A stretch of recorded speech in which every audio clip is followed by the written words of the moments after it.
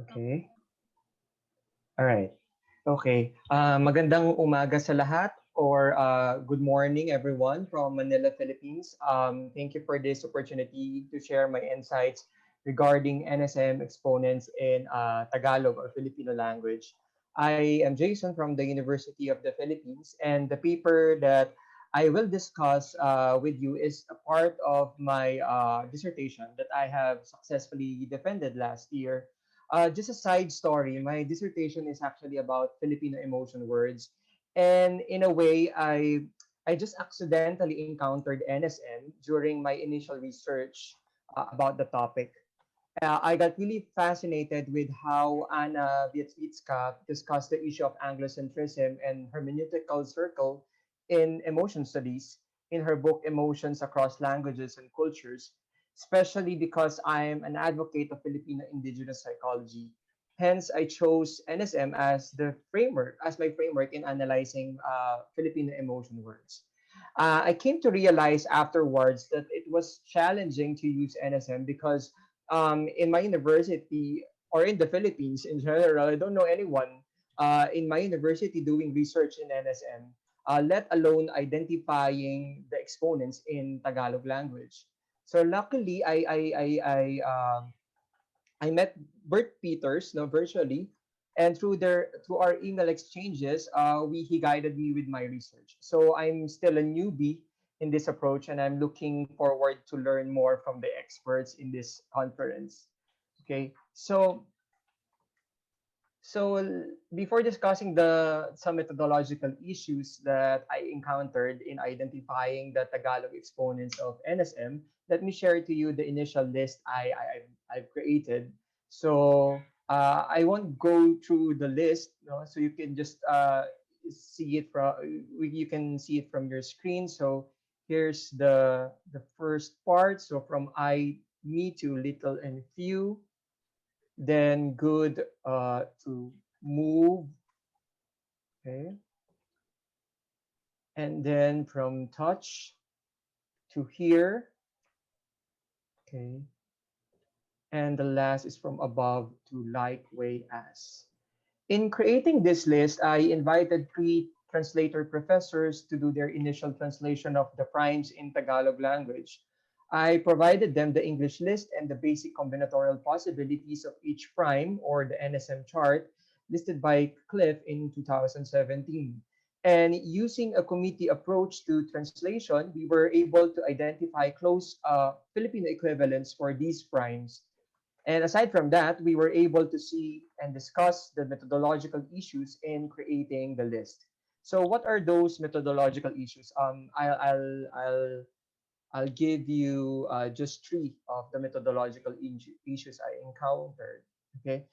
First, quoting Wieczbicka in her book Semantics, Primes and Universals, she said, hunting for semantic and lexical universals is not like pearl fishing. Primitives do not present themselves glittering and unmistakable. Identifying them is an empirical endeavor, but one that calls for much interpretative effort. And this is so true with the Tagalog language. Just like in many, if not all, languages tested for NSM, allolexy and polysemy are the main methodological issues I encountered.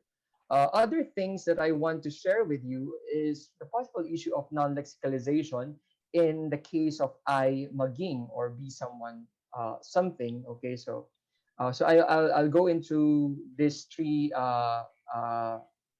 issues. Okay.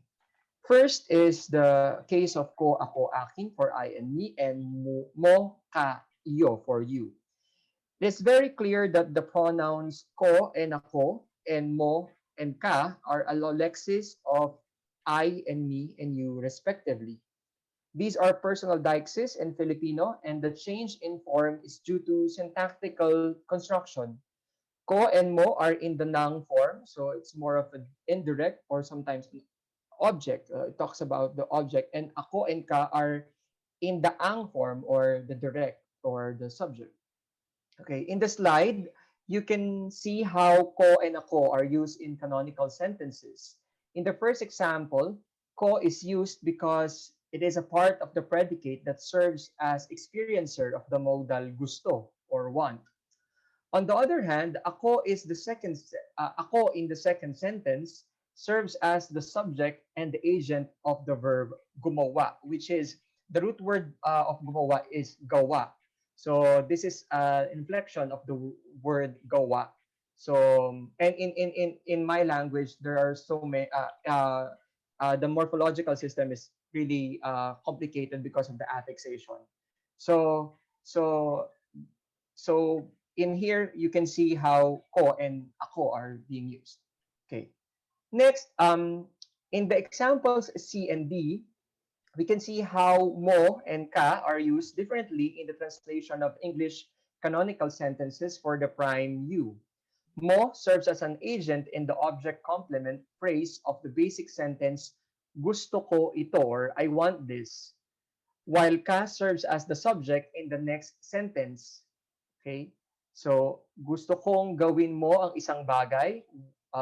Want I, so if you translate it, want I do you one thing or I want you to do something. And isa kang taong gaya ko or one you person like me, you are someone like me. The usual Filipino equivalent of the English pronoun you is the pronoun ikaw, the one I put on the previous slide. So this one. So the second person singular is ikaw. Okay. So in fact, ka is the shortened form of it. However, I did not include ikaw in the initial list of exponents because I didn't encounter a usage of you where pronoun ikaw can smoothly fit. The reason for this lies in the syntax of Tagalog, where predicate comes first before the subject in the standard or normal order of elements. It is also possible to reverse the order. We in Tagalog syntax um, we can also write the sentence with the subject first, then the predicate. And in this case, we can use ikaw instead of ka. Example, in sentence D, I can also say, ikaw ay isang taong gaya ko.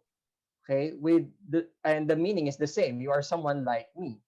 But again, that is not the standard, therefore not the natural way for Filipinos to express the sentence. It is also interesting to note that in NSM Filipino, akin and iyo are allolexes of I and you respectively in the sa form because of the word, the article sa. Okay, so the me and you becomes akin and iyo. Okay. As you can see on the last sentence, maaaring mangyari ang isang masamang bagay sa akin, iyo. Something bad can happen to me or you. Okay. These pronouns are considered polysemous because they also serve as possessive pronouns. Akin can be translated to mine and iyo to yours. Because of this, we can see that akin is an example of another methodological issue, which is the recurrent polysemy, because it is also the equivalent of another prime, which is mine. Okay. Aside from allolexy is the issue of polysemy. And I think in my language, in Tagalog language, one of the most complicated cases of polysemy that I encountered uh, is the case of the prime touch. Basing on the literature, correct me if I'm wrong, touch is one of the newest primes in the list under the classification actions, events, movement, contact. And probably because of this, it requires more explanation, clarification. In the case of the Philippines, due to our collectivist culture, the idea of contact is hyper-cognized in Filipino language.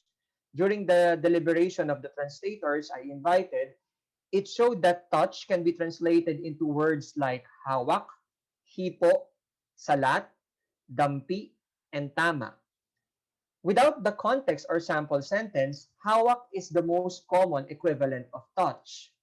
However, hawak refers to grasping with one's hands and therefore limited to the meaning contact with hand. And hand is, of course, as we all know, it's a semantic molecule. So it's clear that hawak cannot be used if we are referring to thing having contact with another thing. Just like in the canonical sentence, something touches something else. In order to identify the closest possible Filipino equivalent of touch, I look into the basic combinatorial possibilities of the said prime. And I translated the canonical sentences into this.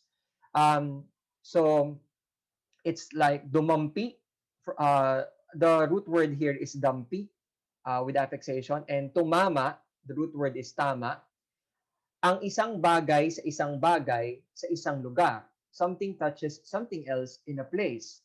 And dumampi ang isang bagay sa isang tao, bahagi ng katawan ng isang tao, something touches someone, part of this someone's body. From here, I could say that the closest possible equivalents of touch in Tagalog are the words dampi and tama. However, in my continuous examination of the canonical sentences, I also encountered the sentence, if something hard touches it, it can break. Example, about an egg.